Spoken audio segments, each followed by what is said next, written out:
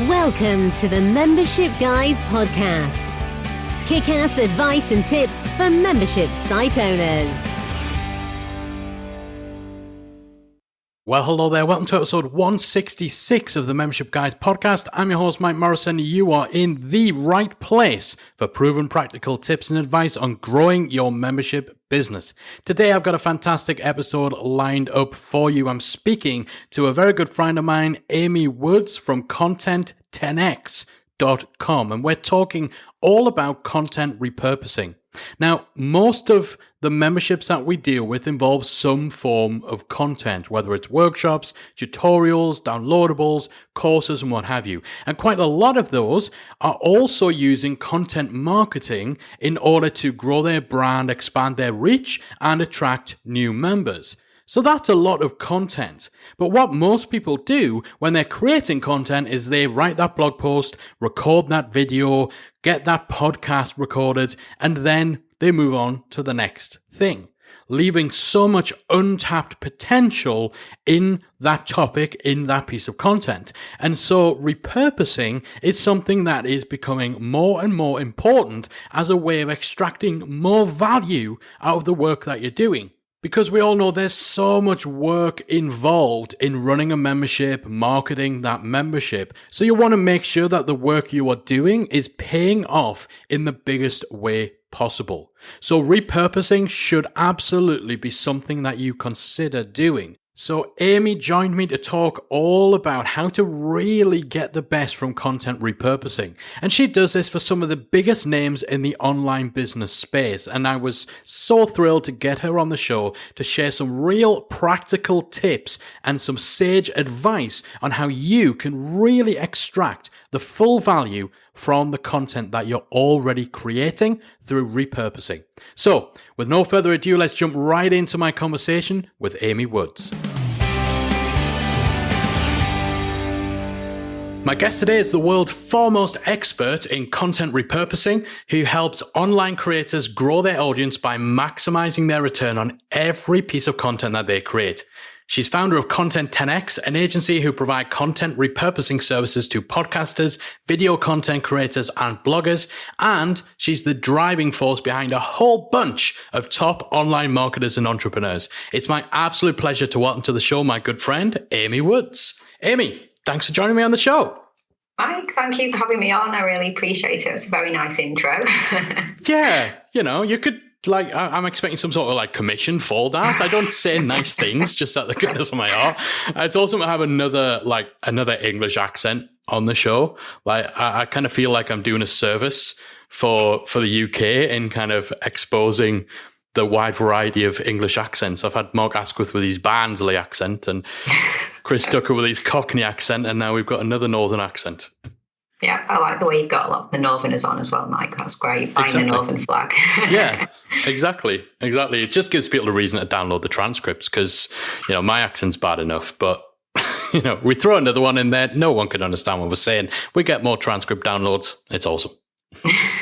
Yeah, people will be like, okay, what language was that last podcast episode in? It's awesome. All right, so we're talking today all about content repurposing. And it's a topic that seems to be really, really hot right now.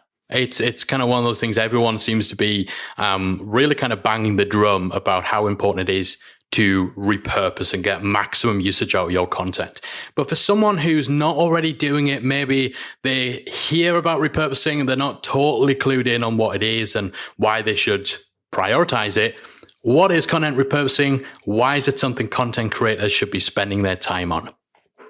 Yeah, so basically, when we talk about repurposing content, so it's not lame attempts to copy and paste the same thing into different places or just literally repost exactly the same content from one place to another. It's a lot more than that. So you already just mentioned it, but it's about getting the most value from every single piece of content that you create. So your high value content, how can you get more and more value from that? And it's about being imaginative and creative with the content that you've already put out there, putting it in different formats. And really it's about reaching people in different ways and continuing to add value with your repurposed content. So like I said, it's not just copy and paste. It's how can you add value? How can you reformat the message? So when we repurpose content, when we work with our clients, it's more about what was the original message and how did you originally communicate that? And then how can we look at a way of communicating that message in, different ways to add more impact and things like that. So really that's, that it's important because not everybody consumes content in the same way. Not everyone listens to a podcast. Not everybody watches video. Not everybody likes to read. And so if you're not repurposing your content, you're just missing out on reaching different people in different places. And, you can gain more authority, more credibility when you can show that you can make a point in different ways, in different formats. So really, that's what content repurposing is. It's not a kind of sloppy, lazy attempt to just, repost. It's so much more than that. So yeah, it's not just taking one thing and then just chopping it up and adding nothing to it. It's going back to the problem you're trying to solve, the question you're trying to answer, the message you're trying to get across, and finding ways of putting a different spin on it, right? Yeah, exactly. And I mean, we talked about, I mentioned it could be repurposing of a podcast or repurposing blogs, videos, but there's so much more. So, for example, like you and I were at Podcast Movement and I did the Ignite talk. We're going to be doing so much repurposing of that. So, I put a lot of time and effort into thinking of the idea of how to communicate my presentation. Then we put a lot of time into the slides and things like that. So there's so much we're going to do. There's so much social that we're going to create. We're going to be doing some really fun things with video and like turn it into a comic book, basically. we're going to be doing lots. So that's, repurposing of a live talk. But I think it's just you owe it to your content and you owe it to your idea to not just go on to the next idea without thinking of all the different ways that you can first communicate, that idea that you put lots of time and effort into. I think, you've used those two words there a couple of times in what you're saying, time and effort. And, absolutely, you see so many people, especially in the membership space, where a lot of content is being produced, both on the free side and on the paid side. Like, all that time and effort goes into creating something, and then, okay, that blog article's done, that podcast's done, and the attention switches to the next thing, and all you've got out of it is one thing, one piece of content. And, I love the fact that, you mentioned that talk at Podcast Movement, where, I sat there, watched the talk, 5-minute talk, great talk, but the slides were awesome. Obviously, the story and the message were great, and it would be a waste if that was the only format in which that was ever shared. And I suppose that's, what you're helping people to avoid by driving it towards repurposing is wasting that time and effort. Yeah, like you owe it to your content. You owe it to the content to do more with it, don't you? It would be such a shame if we just put that aside as that was that thing we once did and never did anything more with it. So you owe it to your content and you owe it to the time you've already invested to get more from it, basically. Yeah, and to your audience as well. I think we assume that, if we've got however many hundreds or thousands of people in our audience reading and consuming our stuff, I think people like to assume that someone who listens to your podcast also reads your blog and also watches your videos and follows you meticulously on social media. Like that's usually not the case, is it? No, it's not the case. And even if somebody does, even if you do have somebody who will avidly listen to everything, read everything, watch everything, and then you're worried that if you're going to be repurposing content and somebody's going to start thinking, wait a minute, I'm reading this blog post and they did a podcast episode on this topic. Are they going to get angry? Are they going to get annoyed? Or are they just going to see that you are consistent in your messaging and trying to reach people in different ways? It just doesn't matter, does it? As long as you are consistent, as long as you're making a point. Maybe what we always say is to try and go the extra mile with repurposed content as well. So come at things from a different angle, add a little bit of a spin, get a bit more edgy, a bit more sassy. So you can always do more, but it's not about being, trying to annoy people who do avidly take your content on. They're not going to get annoyed, are they? So they shouldn't be worried about that. Yeah, well, that's the thing. If somebody's read Harry Potter, they're not then going to be annoyed by the fact there's a movie in the cinemas that is then turned into a DVD, and there's an audiobook, and there's a Blu-ray version, and there's video games. Like, it's not going to annoy people that the same story is being told across multiple mediums. In fact, if you're a little bit of a geek, you will consume all of those different formats in which basically the same story is being told. I know, exactly. You're not going to say the cheek of them, and now there's a theme park, and now they're going to go and make some merchandise. How dare they? Exactly. That's an example that I often give when I talk about repurposing. It's like the repurposing of books into movies and comic books into TV series and things like that. It's just taking something great and exploring how great you can make the idea more, isn't it, basically? Yeah, and, you know, it's so much more than just promoting the content as well. So, you know, we do this ourselves. If we put out a podcast episode, of course, you create all your social media graphics and maybe pop onto Instagram stories, if I remember, to tell people, okay, we've got an awesome new podcast episode out today. And that's kind of it. And I consider that's kind of just basic promotion, which I think most people are doing. But the repurposing and the fact that it takes us so much further, and it's not just about spreading the message about one piece of content around lots of different places. It's finding ways of creating additional content assets or additional assets from that core message. Yeah, and I think there can be some overlap with promoting. So say you mentioned about when you have a podcast and you might create some quote graphics and, like you said, go live on Insta stories and just basically promote, because what you want to do is signpost people over to that podcast episode. So I guess there's a bit of a crossover, but even if you create a quote graphic to go out on Instagram or Facebook, and it's a really impactful quote from a podcast episode, even if you don't succeed in driving people over to listen to that podcast episode for whatever reason, and the only thing that they see is that quote, if it's a really good kind of powerful quote and they got something from it, then at least you are adding value as well with that kind of repurposing. But I completely agree, there's the repurposing that is more promotion and signpost to a piece of content. And then there's a repurposing where it could completely stand alone, the repurposed piece of content. It's not actually referring back to the original. So, for example, when you do a solo podcast episode and you could write a completely standalone blog post that doesn't need to refer at any point that it's even, you know, originally came from a podcast episode, you could get that blog post onto LinkedIn or onto Medium, or, you know, or post it onto other sites, publications and things like that. That just stands alone. So that's repurposing when it's not promotional at all. It's completely new, valuable content that stands alone and can, you know, maybe even go on to have more impact than the original piece of content. Yeah. Yeah. Would you say, or do you tend to recommend it being better to repurpose in that way when it comes to creating spin-off content? Is it better to do that at the time you're putting out the main original piece of content, or is it something where you're better off holding those spin-off assets back for a few months and then putting them out there? So, you know, if I'm doing a podcast episode about refunds, for example, is it better to also put out my blog posts and maybe do my Facebook Live about refunds within the same week? Or is it better to kind of say, okay, well, we've got this core bit of content, and then in a few months' time, I'm going to put out a blog post that's a spin-off, and then maybe a month or so after that, then I'll do the Facebook Live. Is it better to stagger or do it all kind of in the same time frame? Or is it kind of 6 of one, half a dozen of the other? Yeah, I guess it just depends on how hot that topic is at the moment as well, doesn't it? So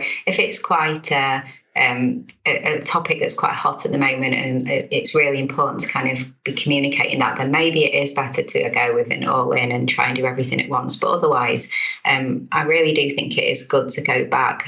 I think what you can do is you can look at your analytics and look at what were your most popular posts from a few months ago, and try and pick out through. So whether it's looking at your social analytics or your Google analytics or the podcast downloads, but what seemed to really, really resonate with people from the last, like, say, 6 months or so, and then pick those out and then go deeper and create, you know, more content from them, because at least you know that they were the pieces of content that people really did resonate with and really probably want more of that.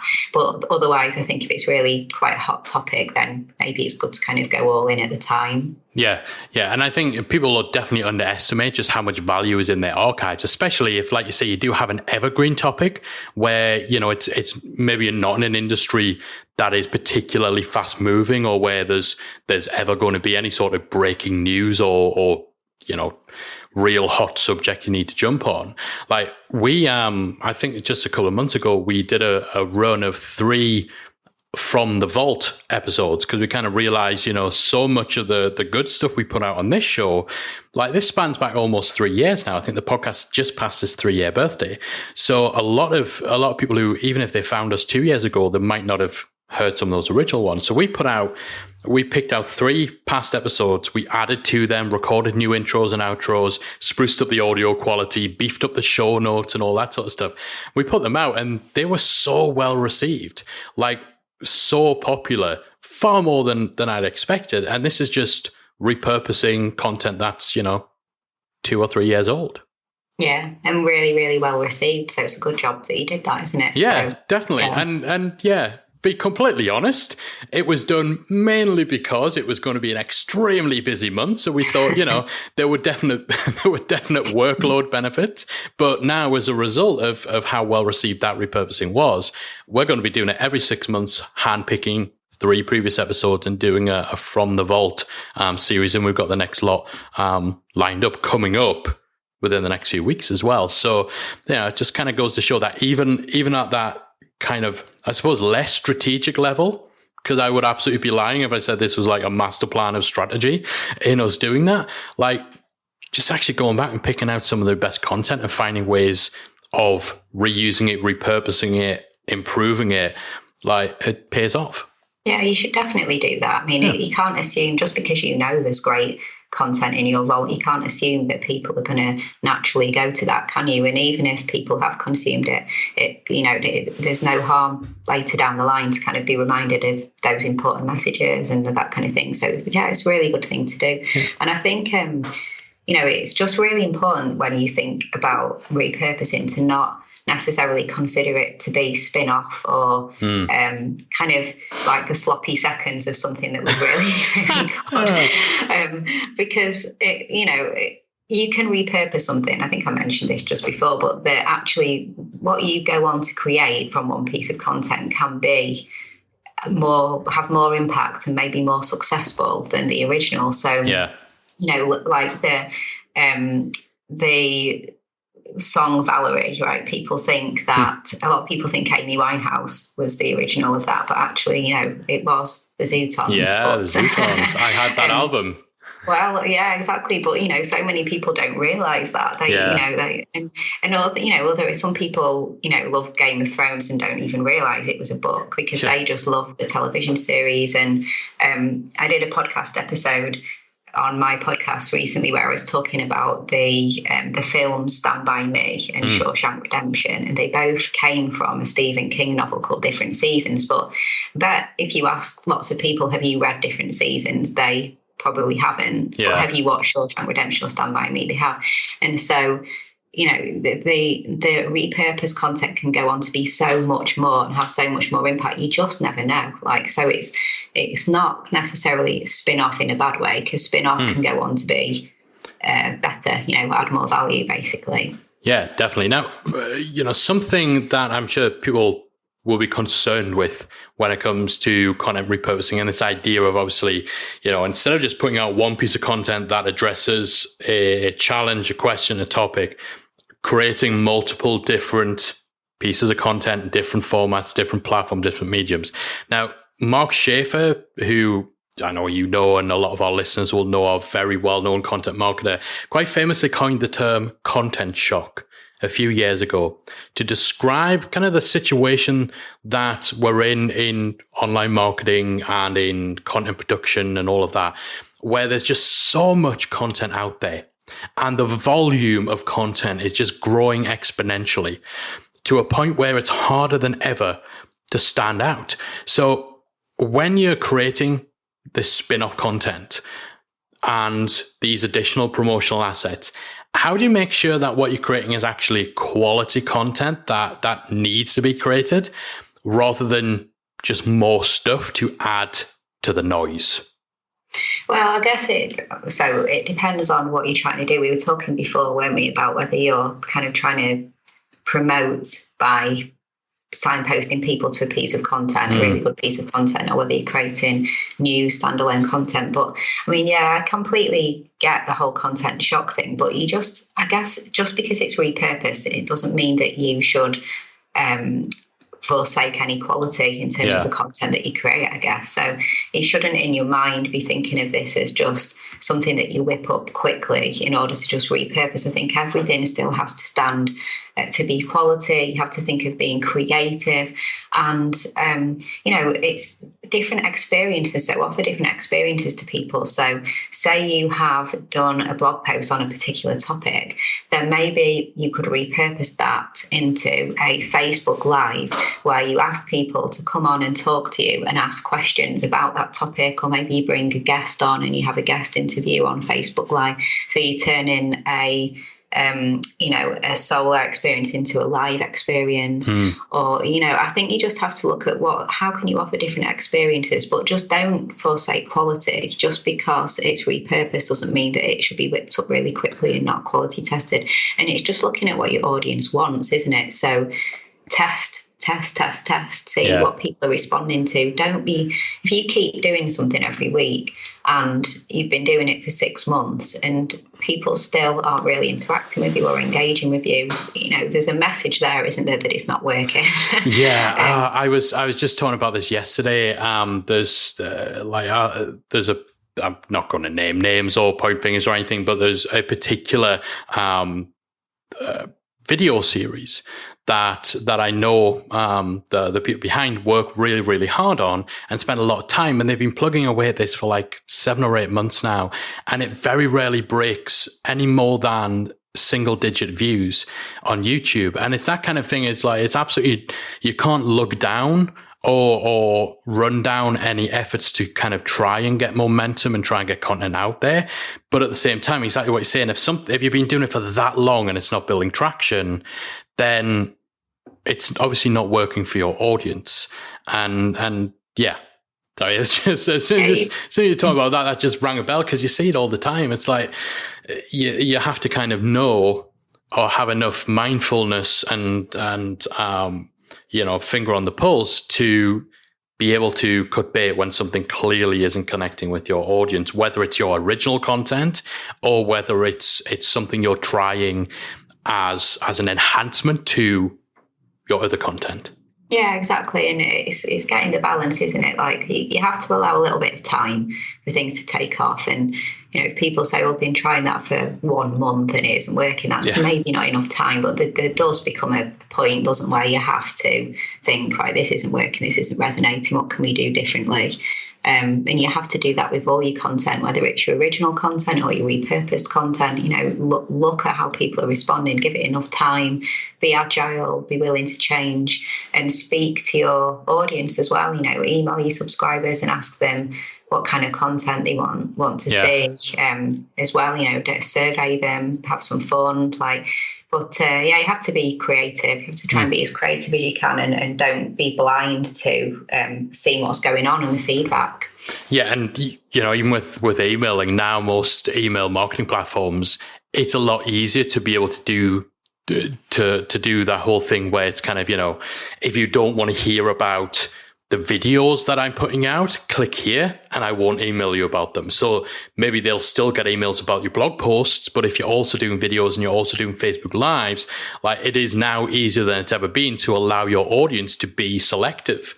So that kind of issue, I suppose we were talking about before, where, you might have a mega fan who follows you on every platform and is subscribed to your emails, who maybe you don't want them seeing, or you don't want them receiving 5 emails a week. Here's my blog post on this topic. Here's my video on this topic. Here's my podcast, my Facebook Live. Here's an interview, all on the same topic in the same week.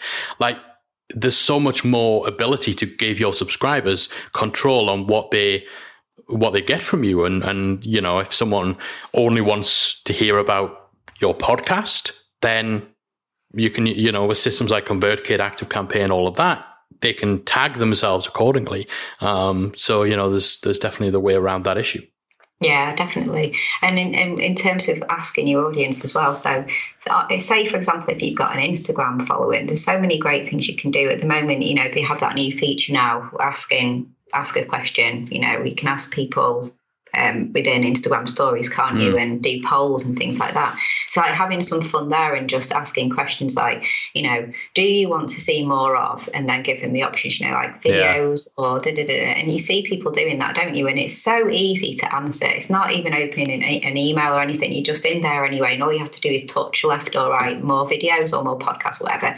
Yeah. So, there's really simple, quick ways that you can just try and gauge what people want as well, outside of your email subscribers, so your social followers as well.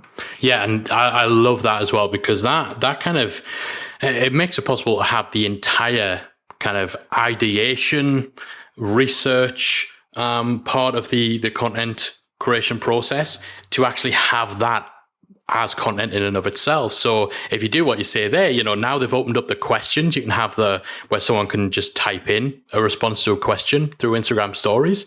The fact that you could kind of say, okay, hit me up, let me know your top challenges with whatever. And then people type in their responses.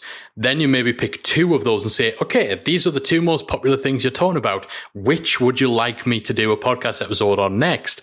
And then have people vote. So they're like democratically involved in the content you're creating, but you're creating content to get them involved, if that makes sense. It's brilliant, isn't it? It's so cool. It starts to get quite meta, doesn't it? Yeah, it really, really is. And I'm a big fan of, as someone with a membership about a membership, I'm a big fan of meta.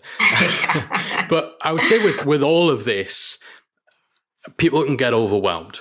Overwhelm's definitely becoming a big issue for content creators, I think, especially ones that we're talking to, where there's concern over how many different content channels and social media platforms there are. There's new ones popping up constantly.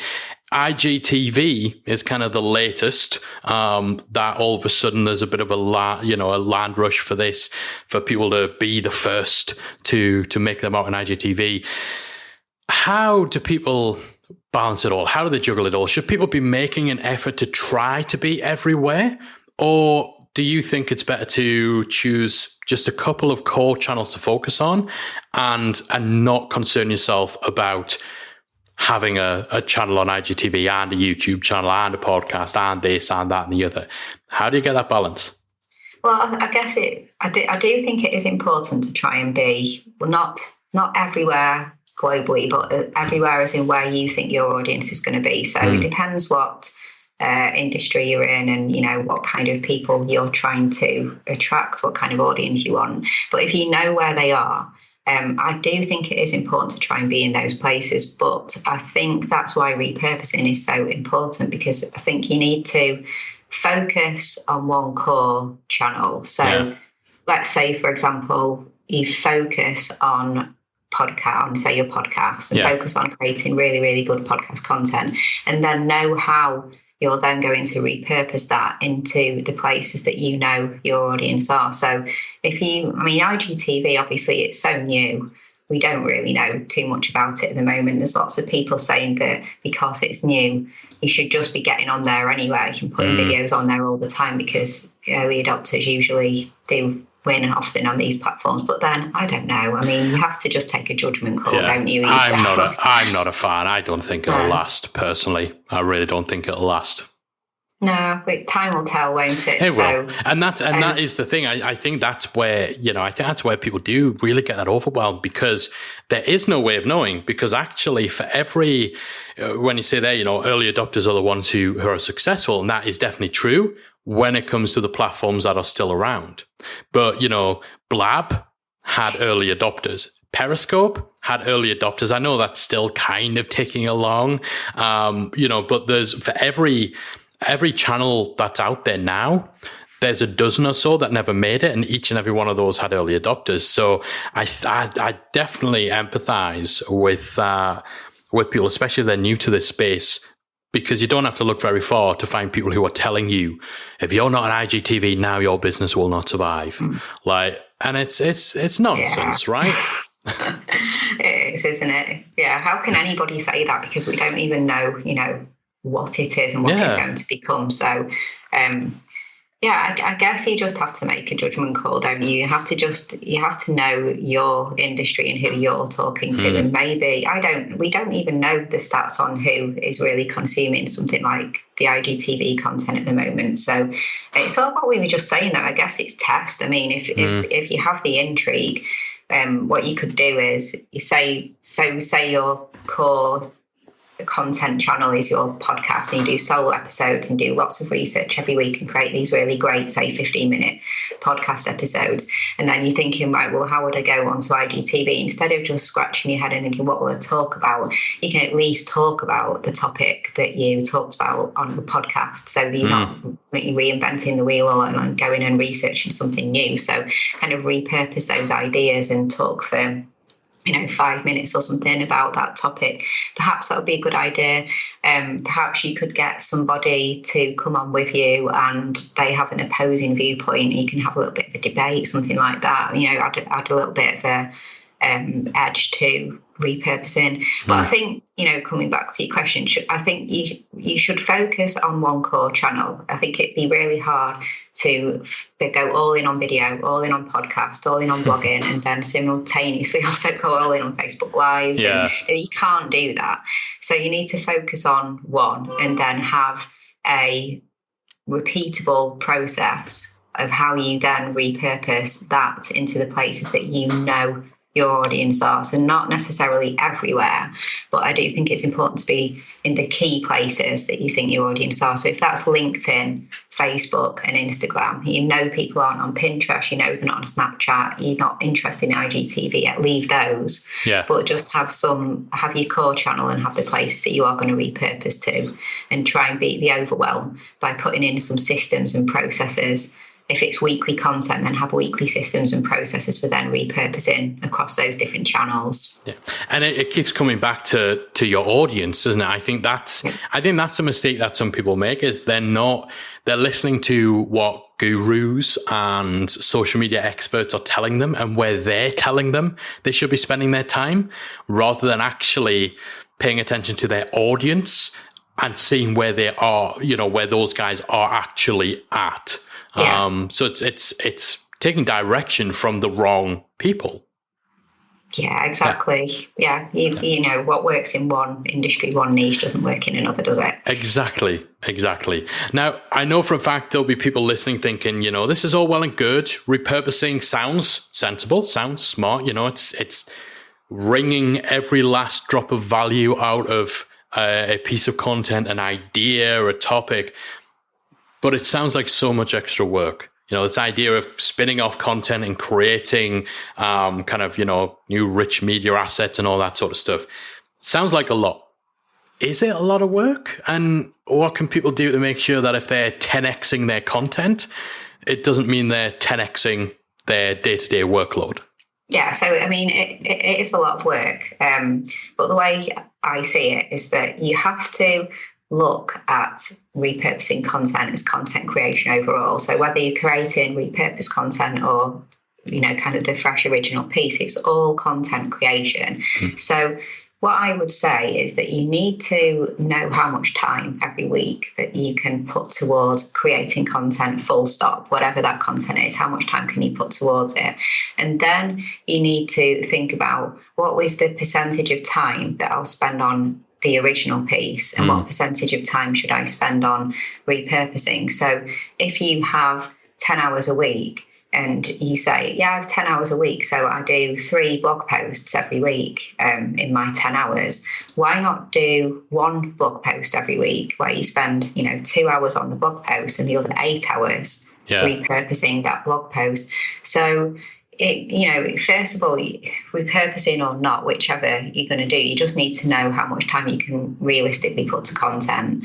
And then it's that split. And for me, I think you're far better going all in on creating a really great piece of content that takes, 2, 3, 4 hours, and then don't create that next piece. Just then spend the rest of your time that week getting every bit of value that you can get from that original piece. So I think that's the way that you need to look at it. It's how much time overall on content. Yeah, so it's just moving moving the line between creating original content and then what you do next with that content. And yeah, with the trend that still continues, for example, with podcasts, of doing a daily show, like in some contexts, a daily show is the most sensible, most logical thing. But if you're doing a show like this one, where there is zero benefit to going daily other than you create more content, or even if it's 2 or 3 times a week,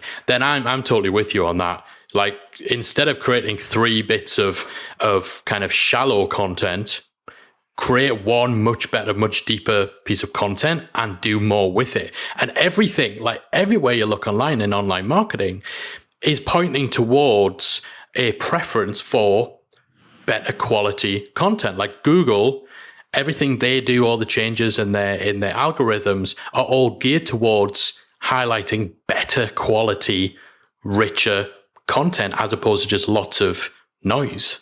Yeah, completely. I have a friend who he does a lot of writing and lots of blogs, has a fitness blog, and he creates these really, really great pieces of content, really great blog posts, really well researched. And as soon as he's hit publish on one and it's fantastic, he's straight on to the next one and maybe gets like 2 or 3 out. And it just really frustrates me because it's like, right, that one piece of content was amazing. You went, really, really good. There's so much that you could now create from that. There's so much social, there's so much opportunity to create videos, create all sorts of things, put so much effort into it. But instead, you're just on to the next one, on to the next one, on to the next one. And when I say, why don't you repurpose it? Well, I just don't have time because I'm doing 3 blog posts a week, and it's like, well, maybe you should just do one and then, But it's good. And I think it's so important as well, just to kind of retouch on what you were saying before. It's not just about creating additional static content items. It's not writing one blog post and then spinning it off into 3 other blog posts, or doing a podcast and then spinning it off into other kind of static things.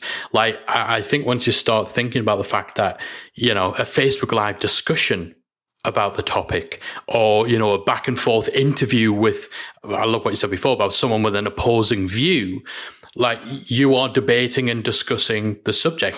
We talked about Game of Thrones before, like almost as popular as the Game of Thrones TV show is the, I don't actually remember, is it Thronescast? Thronescast is the podcast. Yeah. And then you have, you actually have like a talk show after the new Game of Thrones episode in which they have guests on and they're discussing the episode and stuff like that. So that's supplementary content. It's not an extended episode or a spin-off episode of Game of Thrones. It's discussion, it's analysis, it's commentary, it's, picking out little bits of it. Like, I think you get into the mindset of that, then that can be a game changer. Yeah, it's offering different experiences to people, isn't it? So Janet Murray, our mutual friend Janet Murray, she's really good at that. So she'll do a Twitter chat every, I think it's, Monday or something like that in the evening. Yeah. And she does a podcast episode and then she does the Twitter chat and she runs for an hour and just engages with people on the topics, of her content that week. I know when I went on her show, she said, hey, could you jump into my Facebook group on Friday? We're doing a Facebook Live to talk about the podcast that goes live on Friday. Yeah. So I went in and spoke to a group about that.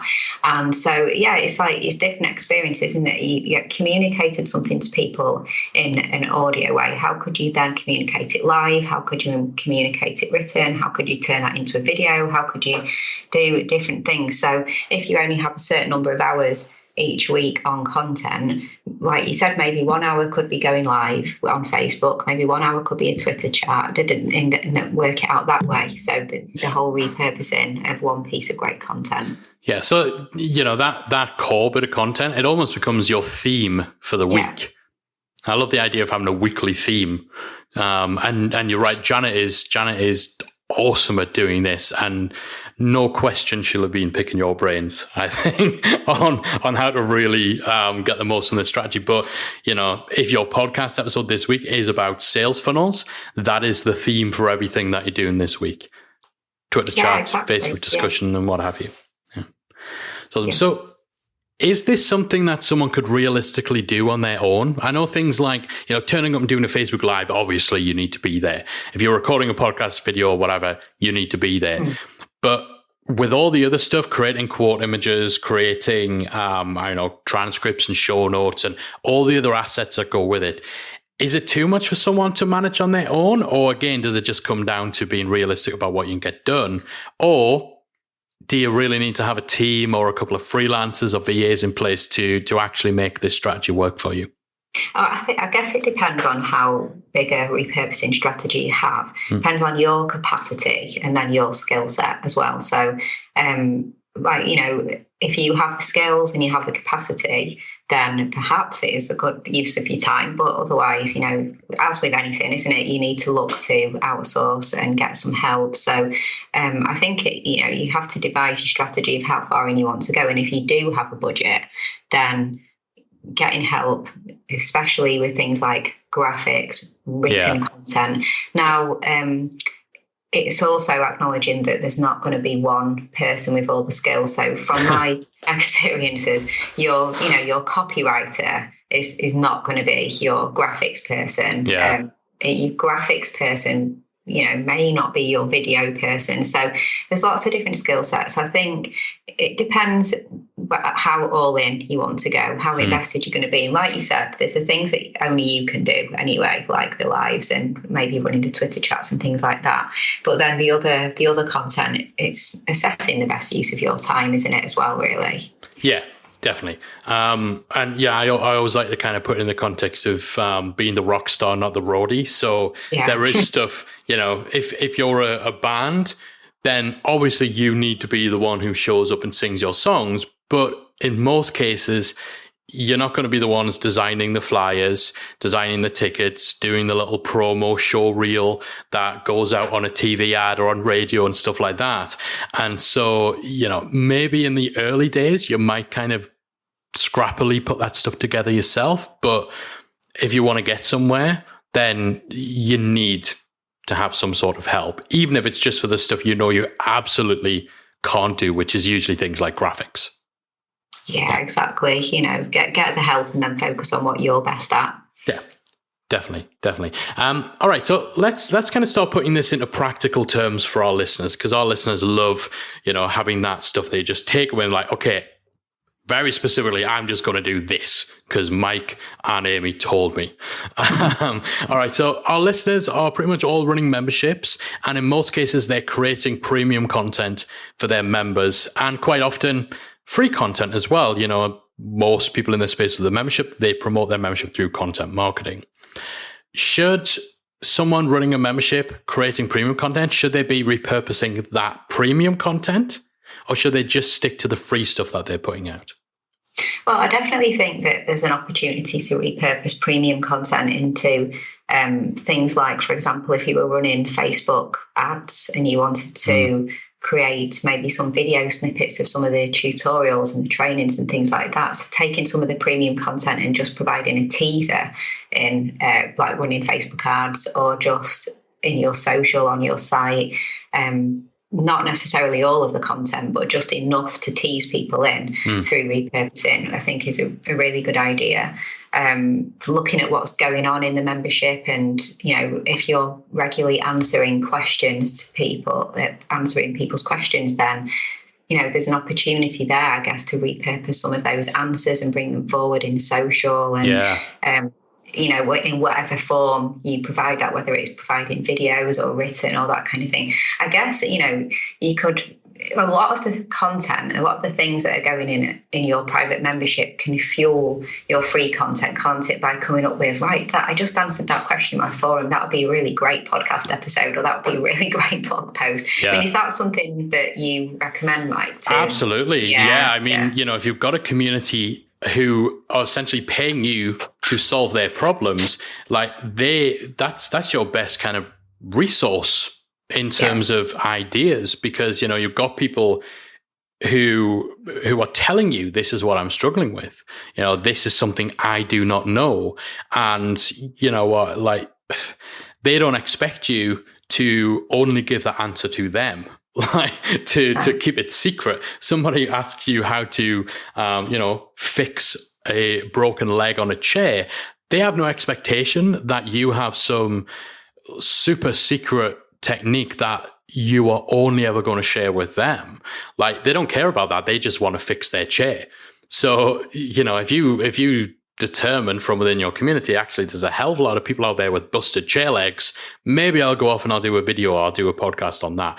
Like, it doesn't diminish the value that you're offering inside your membership at all. Not at all. It doesn't at all, does it? No. And there's just gold that's going to be in the membership that can be brought forward for some of the free content. So I think there's loads of opportunities. Like, we worked with our client recently, just trying to bring some of the great content forward, like I mentioned, in more of a teaser type scenario, like teasers of videos and things like that, just to show people what is on the inside. And so, instead of creating a brand new promo video or brand new ad for your membership, just repurpose what you have in there just as a tease. So question and answer repurposing is just brilliant, isn't it? You provide a really thoughtful, considered answer to people's questions, and there's so much you can then do with that answer, basically.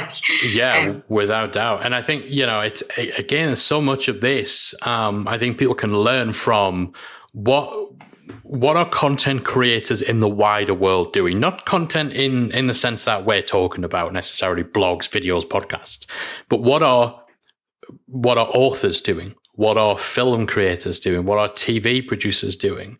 And so if you're releasing a movie, you take some highlight footage from that movie and you chop it up and you put it in a trailer. And these days, people are doing trailers for trailers. So they do teasers for the main trailer that comes out, and then they do 2 or 3 trailers, and they have TV spots, which are extended trailers, and they'll have maybe interviews with some of the stars. So again, if you've got an expert coming in to do a webinar for you, or maybe they've done one in the past, there's your movie star. And so you can have a little 5-minute interview with that person where they're talking about what they're going to be talking about. Like, there's so many lessons to be learned by actually looking outside of what people are doing in the online marketing space, in the content marketing space, because, content marketing it's not new and it's not unique to blogging and vlogging and podcasting. Like, everyone in media, anyone creating anything they're doing some form of content marketing. So, look at what they're doing and find a way to adapt it. Yeah, I love that analogy. The movies is brilliant. Yeah. Totally stepping all over your toes now. Hold on. Can I add content repurposing into my job title as well? I'll just repurpose all the awesome advice you give people and say it's mine. I really like what you said about the interviewing. When on the movies, when they do the kind of tours and things like that to promote videos, and they have all the interviews with the stars, and how if you look in this content world and maybe in the membership world, then you would potentially include these really great interviews with guests that you had and things like that. And that's when you kind of can merge the free and the premium membership paid for, isn't it? Because you can do your free podcast with that expert and just put out an amazing kind of free show on your podcast, but then hold some of it back. Like, I think you and I have talked about this before, but where you could ask the guest to stay on and ask 10 extra questions or something like that, and only those bonus questions go into the membership. So it's just getting a bit more of the time with that guest, and I guess in a way kind of just repurposing the interview and that opportunity into 2 forms, premium and free. And there's lots of ways that you can do that. Definitely. All right, so let's talk about some of those ways. We're going to let's kind of take just an example scenario then, and then walk through the process of what someone might be able to do. So let's say someone's just created an awesome course for their members that, it's maybe 20 lessons long. It's 3 or 4 hours of video tutorials or whatever. Let's just kind of walk step by step through just some examples of how they could repurpose part of that course, and maybe some specific examples of extra assets they can create and how they could use it. if I came to you and said, I've got this, just had this awesome course, get me some more juice out of it, what do we do? Right, so if it's a video course, then firstly, I would recommend slicing and dicing the video down into, as we were just saying, some shorter video clips that you can put out onto social media, let people, a really, really good part of the course, like a really impactful part, and let people know that came from that course. So it's more kind of adding value. So someone would get something from watching that clip, but also let them know that it comes from a bigger training and that course. So slicing and dicing for different platforms, bearing in mind the different time duration. So if you put something out on Instagram, you'd create no more than a 60-second clip, or Twitter's a little bit longer, Facebook and so on. But that's what I would recommend. And also if you run video ads, and at the moment Facebook is really favourable towards video ads, then creating some little videos from an actual course, because obviously, like we were just saying, that's showing people exactly what they will get. It's showing behind the scenes. So I think that's a really good idea, to put a bit of spend on shorter clips. Another idea I would have is to strip the audio if it's possible, if it's not too dependent on looking at a step-by-step or slides or that kind of thing. But if it's possible to strip the audio, then you could actually create some podcast content. I'm not sure, what's your opinion on that? Have you ever done that yourself? Yeah, we've done it. I think, as long as it holds up as a standalone piece of content, then absolutely. If you've got 20 lessons in your course, it doesn't diminish the value of that course if you take the audio from 2 or 3 of those lessons, so less than 10%, and put them out there as standalone podcasts. I'm a big fan of that. Yeah, exactly. So that's something great that you could do. Also, if you have slides, so you've created some slides, or you can then look at whether there's opportunities to use the slide standalone as some images to share as well. So again, sharing images on social media, into your blog posts and things like that. But there you would have some graphics if you do have engaging slides. And then talking about the slides, you could turn the presentation into a slide share as well. And if you have an audience over on LinkedIn and SlideShare, then you could create a slide share from the slides that you use for your online training course. So that's another opportunity. Awesome. A written article as well. So maybe one or maybe many, but if you've done some research in order to create this course, and you've obviously put a lot of time and effort into it, there's probably at least one, if not many, articles that you could write based on that. So to get some written content on your blog. And then again, if you put your written content into other places like LinkedIn and Medium and things like that, but be surprised if you couldn't get a written article or many from one of your video courses. And social posts as well. So, short form posts, longer form posts that you can create. Probably if you do the article first and you've turned it into written, you can then look at ways to kind of slice and dice that written content more to create tweets and create Facebook posts, Instagram, wherever you may be.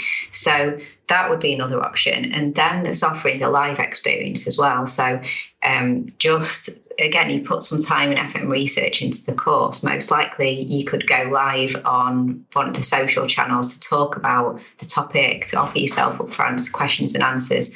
I guess, you don't want to, I don't know what your opinion is that in terms of the premium content, Mike, but I think that would be absolutely fine to actually offer that as an option to, do some live Q&A on that topic. Yeah, I think, I would think, and I'm not sure if you agree, that actually, if you can just zoom in on just one key part of it, and just do some kind of deep dive Q&A on just that bit, because remembering your members can also access that. So it's not like it's not like your paid members can't also come along for that little bit of additional discussion about, that key part of one of the lessons in that multi-lesson course. They can still get that extra value. It's not like you're taking anything away from them. Well, no, exactly. And I mean, you could actually offer a webinar as well, couldn't you? I'm just thinking of other alternatives. So as part of your marketing strategy, if webinars is something that you think would work, maybe it's worked in the past, then again, taking maybe a part of one of the online courses and topping and tailing that with some extra content that you would put into a webinar. You could create a webinar, you can run that as well as part of your marketing strategy and just to reach more people. So, yeah, I think, just from one video course there, we've talked about shorter videos for social, we talked about a podcast, we talked about images, creating written articles, potentially a SlideShare, social posts, live experiences, Q&As, that kind of thing. So, that, step by step, just working through. Yeah. There's lots that you could just do with one of those video courses. Love that. Love that. And so, even if you don't want to do all of that, and that's the thing, is like what I was saying about being realistic about the time you have available, the resources you have available, the channels that your audience are on. You don't need to do all of those things. If your audience don't consume live video, then maybe you cut out the live experience. Test it first. As Amy said earlier, you've got to test this stuff, but you don't have to do all of the things. Even if you're just getting an extra 10% out of the things that you're doing, it's more than you're getting now, and it gives you something to build on. If you get some traction, if all you do from this is slice and dice into a few shorter videos, if that helps you like expand your reach and maybe get you like one more member, that's something to build on. Next time you might do that and also do a Facebook Live. Then the next time you might strip the audio. Like, you can build on this stuff. You don't have to do it all at once. And I like that. I think the key for that as well, it really is on just pick the part of your course you're going to really zoom in on.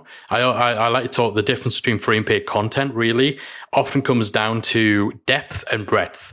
Mm-hmm. So free stuff is usually really narrow in its focus and it goes deep. So it's a deep dive into a real specific part of a broader topic.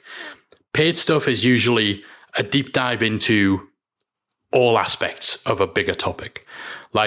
So if you've got that big deep dive into like everything you need to know about this big topic, even just like zooming in a little bit so that your focus is more specific, but you've still got that deep dive, that gives you a wealth of stuff that you can draw on to create these other assets.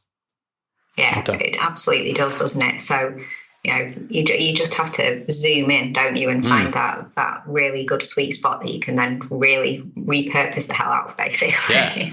All right, I'm going to flip it around now. I'm like totally putting you to the task. This is why I love podcast interviews like this, because it's basically an excuse for a little bit of free advice for me as well.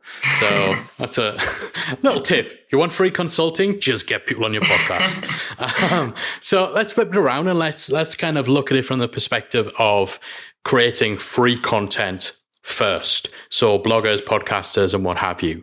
So rather than, okay, I've got this big course, how do I then chip away at it and repurpose it down?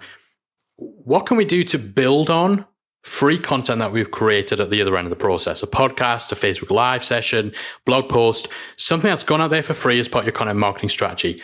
How could you repurpose that and build upon it, not only to create additional free assets, but maybe even create some premium stuff that we give to our members? Well, one of my favorite sources of content is when people ask us to repurpose Facebook Lives. I really like that because it starts off with that live experience that, has to be done by one of our kind of clients, like David, they're the only one that can go live, basically. Yeah. So a Facebook Live, so video content is a really good starting point. So what you can do with a Facebook Live is, firstly, we would make sure the audio was good. Firstly, if anyone's thinking of doing this, like just because it's a Facebook Live, do have your audio, your mic set up, make sure it's really good sound quality. Yeah. Because what we like to do with Facebook Lives is after the videos have gone live, we edit them down. So we remove all of the live aspects, anything that a non-live audience would not be interested in, like welcoming people, just the bits that you would lose for a non-live audience. So we completely edit them down and create shorter more engaging videos from the original Facebook Live that can then go onto YouTube and back onto social and on the website and things like that. So we create, a really good video from a Facebook Live. And once we've done that stripping of the live elements to make it more interesting for the non-live audience, we strip the audio then. So I mentioned about good sound quality. So we would strip the audio and create a podcast episode from that as well. Maybe top and tail, with an intro, outro, but create a really good podcast episode from that Facebook Live. We would then create written content. So there's always quite a focus on just making sure that there is some written content for the SEO. So maybe whether it's show notes or a long form standalone article, or usually both is a good idea. So creating some written content. With that, do this transcript? Do you tend to get a transcript first, or write this stuff kind of from scratch? No, I mean, for us personally, we don't get a transcript. It's just a case of going back through the content and just writing, show notes and writing a longer form article, and usually adding more to it as well, because there's always something that you forgot to say, or you could go a bit deeper on. Yeah, definitely. So when we write a standalone article, they usually kind of end up going a bit deeper. And then with the show notes, we do show notes against the edited video that we want people to watch, not the previous live video. So we may timestamp some of the really key points, so people know where to go to listen to some of the key points from that video. So, and it's also timestamping the podcast as well, because we make sure that they stay in sync. So we would create one or many written articles from that video. And we'd also create some short kind of teaser clips as well. So where we take, just a little section, maybe where there was a really good answer to a specific question, and create really nicely branded short teaser videos as well for answers to questions, or just even for social, something funny. I mean, if there was a blooper or anything that could make people laugh or anything like that. For social media, it's more about getting the laugh or getting the entertaining people, isn't it? So take some short videos from that. Social media images too. So maybe some static images, some quotes, some key points, that kind of thing. If the topic allows, if it's possible, then creating things like infographics as well can be really good. And something else that we really enjoy creating is content upgrades. So to help grow the email list, to create some kind of checklist, say the Facebook Live was 10 ways to, grow your membership or something like that, then we could create a checklist based off that, and then offer that up as a content upgrade in exchange for email addresses. And, everyone loves a checklist, don't they, or anything like that. So anything that sounds, that we could create that would just add value and enhance people's experience when they consume that content. And then email as well. So like an email or a series of emails or an email course, even something like that we could create from that piece of content. So, there's lots that we can do from something like a Facebook Live. So I really recommend, like we were saying, I don't think that people should try and do everything though. I just talked about so many different steps, but that's something that we do. There's a team working on that. I think if you're on your own or you're working with a small team, then what you want to do is just take one at a time. So basically add an extra step, make that part of your process and become very consistent with that. And when you feel like it's consistent and embedded as part of the process, add the next step and add the next step, and just take your time and add these extra bits. And we've talked before about what works in one industry doesn't work in another, or with one audience doesn't work for another. So knowing your audience, if you know that they would like it and turn it into a podcast, then it's a great idea. If you know your audience don't listen to podcasts, don't. So it's about doing what's right, taking it one step at a time, being consistent, and just looking at all the different ways that you can extract value from that initial piece of content. And then the premium, I think, is when you start to go a little bit further. I mean, I mentioned content upgrades, but or you could just create that as additional membership only content that only the members get hold of, couldn't you? And do an extra bit of an interview with the guest that you had, let's say, and put that in your premium membership. Maybe extra articles, maybe the podcast only becomes a membership only audio file. So if you want to get the podcast episode, you're going to have to join the membership, that kind of thing. Yeah, I love that. And yeah, I mean, content upgrades, even just giving them to your members, the added convenience of them not having to enter their email address to get them. If it's something that's useful, they're gonna appreciate that. I think so often we worry a little too much about content in and of itself, as opposed to the convenience factor of just having all the content upgrades for all of your podcasts available in a central location inside your membership. And that's going to save someone, I don't know, 20 minutes hunting for the right podcast episode and putting their email address in and all that sort of stuff. So even just at a most basic level, if you're doing that kind of repurposing and creating content upgrades, having a section you add them to in your membership, it's worth doing. And yeah, I'm such a big fan of kind of the DVD extras approach of, you maybe do an extra 5-10 minutes with your guest, or you maybe, we talked before about one of the things you can do with your free content being a little Facebook Live Q&A. But you can kind of flip that on its head and actually do a Q&A just for your members on that topic. Yeah, exactly. Yeah. Definitely. So yeah, it's kind of, as you've said a few times through this, it's just being more creative and just finding different angles. Yeah. So it's not content repurposing. It's not where you post on Instagram and tick the little box that says also post on Facebook. There's a lot more to it. I've been getting it wrong all these years. I hate when that happens as well, because I'll usually do it once when I want one thing to go out, and then it has it ticked by default every time after.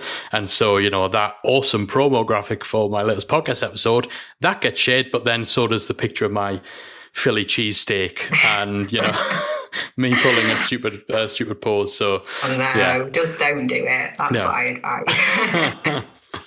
All right, let's talk tools. Let's talk tech.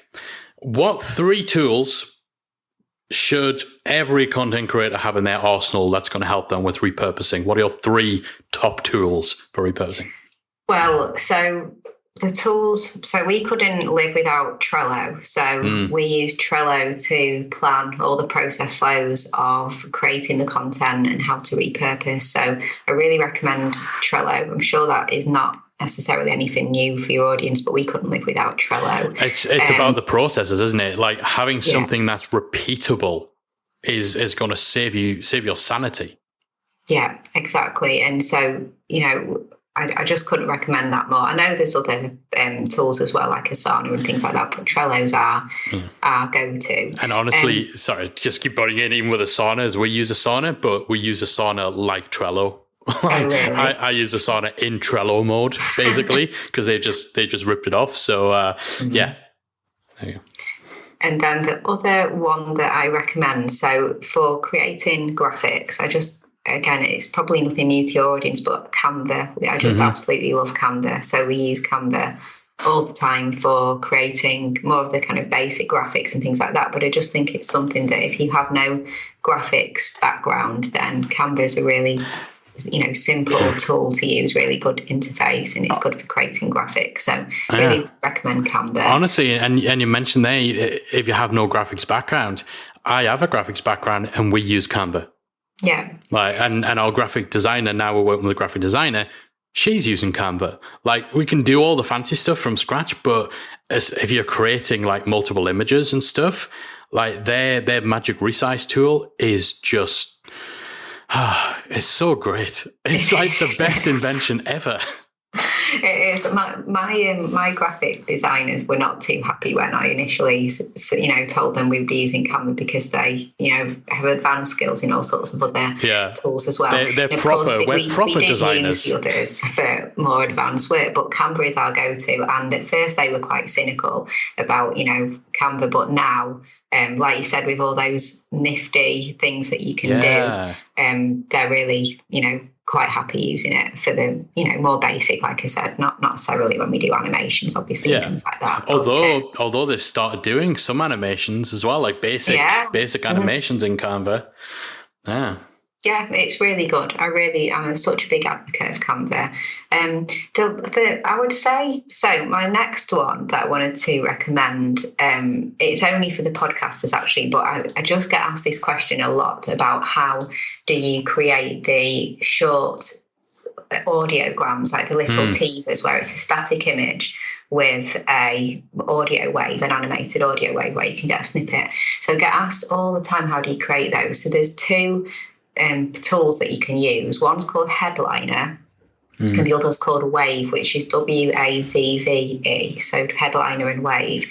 They're two tools that you can use to create. We use Wave, we always have, and we just really like it. It's got a really easy to use user interface. Headline is a little bit more complicated. It's a bit like using iMovie or Camtasia or something. It's a bit more like that. So it's a bit more complicated to use, but it probably does have a few more features as well. And it's free. Wave is free to a point, and then you pay. But that, if any kind of podcasters listening to this, I really recommend using those two to just get really, really good snippets of audio from podcast episodes and just getting them out on social so that people can just hear those and hopefully come over to listen to the whole episode. So really recommend those. Love it. So that's Trello, Canva, and either Headliner or Wave for your audiograms. Yeah. Awesome. Love it. All right. So just to wrap things up then, for anyone listening who is now really eager to jump into repurposing, they want to start getting a bit more bang for their buck from their content. We talked about, the fact that it's probably not realistic for you to go from kind of 0 to 60 and suddenly go from putting out like one podcast episode a week to turning that into like 10 blogs and a Facebook Live and an Instagram Live and all this stuff.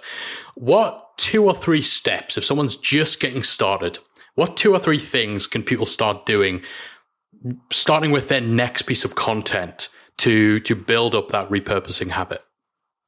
Well, I think you need to choose one extra thing that you're going to do and make sure that it's something that you can be consistent with. So there's no point in, 1 week doing everything and then the next week losing that consistency. So choose one extra step. I really recommend trying to choose something that changes the format. So if you do create podcast episodes, then maybe that one extra step could be that written article or could be that video. So it's changing it from audio to written, audio to video, or whichever it may be. Change your blog post into a short video. So go from written to video or written to podcast.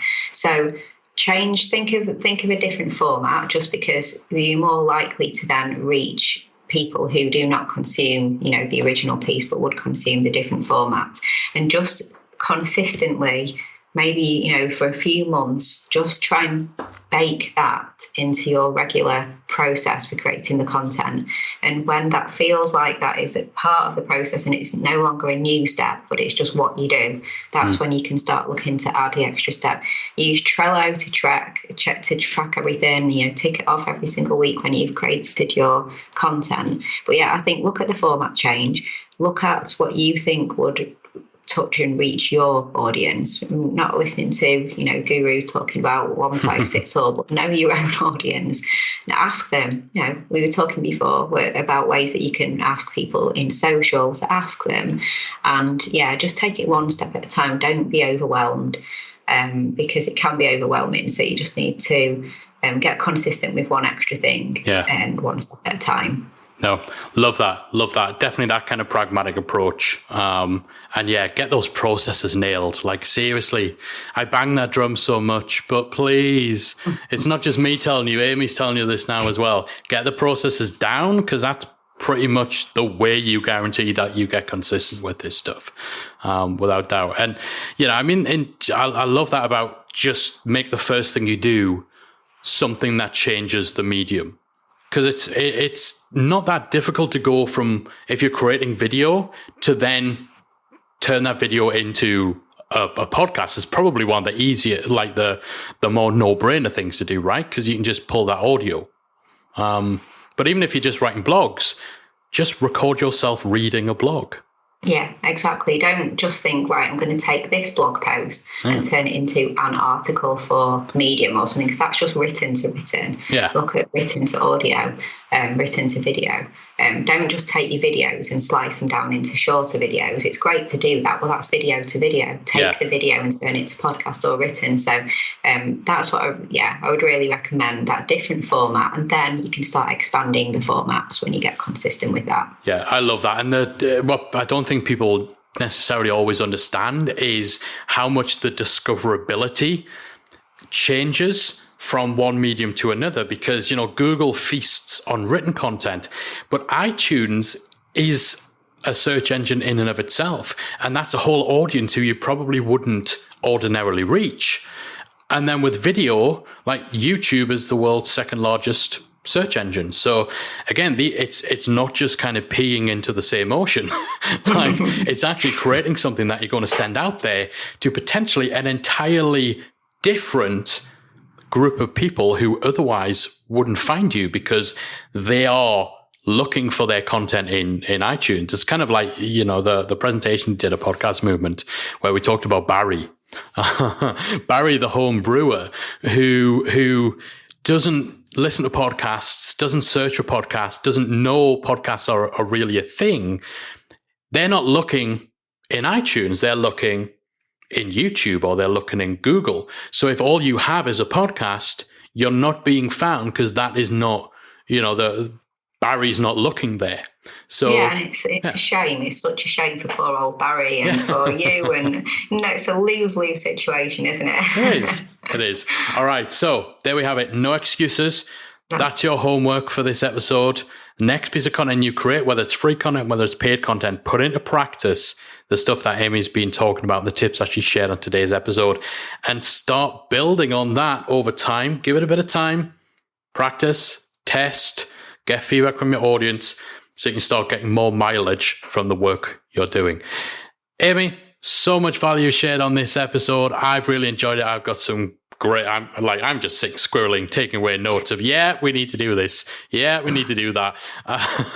If someone, that's what we want. If someone wants more help and advice from you in their quest to become a repurposing master, where can they connect with you?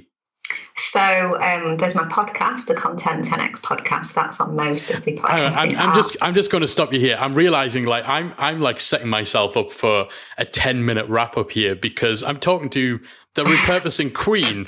Like, where can we find Amy? Everywhere. But the podcast of Content 10X is awesome. Oh, thank you. So there's that. And then I guess basically it's just, the website, content10x.com, and then on all the social medias, platforms at Content 10X, basically. Probably most lively on Instagram. And Pete, if you want to email me, it's amy@content10x.com as well. So welcome to that as well. Awesome. I highly, highly recommend get yourself to Content 10X. That's 10x.com. Listen to the podcast. Amy is sharing value bombs like she shared today each and every week. And there's a really awesome Geordie membership person was on the show a few months ago. Start with that episode. Definitely. Yeah, definitely. All right. Amy, thank you so much for being on the show. It's been an absolute pleasure. I know our audience will have loved this, and I'm sure they've taken twice as many notes as I have. And I'm looking forward to our audience becoming an army of repurposing masters, thanks to the tips that you've shared today. Awesome, Mike. Thanks for having me on. Really appreciate it. Thanks once again to Amy for all of the value, the huge value and the practical tips that she shared during our conversation. I hope you enjoyed that as much as I did, and I hope you took away lots of actionable stuff that you can now implement for your own business when it comes to the content you're creating for members and to the content that you're putting out there free as part of your marketing. As I said towards the end of our conversation, there really is no excuse, and Amy's advice on just starting with one thing. Start with one thing that just changes the medium. It changes written text into audio. It changes video into written. Something that just switches things up as a starting point for repurposing, and then build on that once you've actually proven that this is something that your audience want and that it's something that's going to help you to expand your reach. So thanks again so much to Amy for all of the advice that she shared. I'd love to hear what the biggest takeaway was for you. Let me know inside our Facebook group. If you head to talkmemberships.com, then that's going to take you, it'll redirect you through to our Facebook group where we've got over 9,000 membership site owners. Or of course, if you're on the Facebook app, just search for Membership Mastermind, you'll find that group. Let me know inside the group what your biggest takeaway from my conversation with Amy was and what you're going to be doing in order to start repurposing the content that you're creating in your membership business. That's it from me for this week. Thanks again to my fantastic guest. I'll be back again next week with another installment of the Membership Guys podcast. If you've enjoyed today's episode of the Membership Guys podcast, we invite you to check out the membersiteacademy.com. The Member Site Academy is the essential resource for anyone at any stage of starting, growing, and running a membership website. So whether you're still figuring out what your idea is going to be, or whether your website is already up and running and you're just looking for ways to grow it and attract new members, then the Member Site Academy can help you to get to the next level. With our extensive course library, monthly training, exclusive member-only discounts, perks and tools, and a supportive, active community to help you along the way with feedback, encouragement and advice, the Member Site Academy is the perfect place to be for anyone looking to start, manage and grow a successful membership website. So check it out at membersiteacademy.com.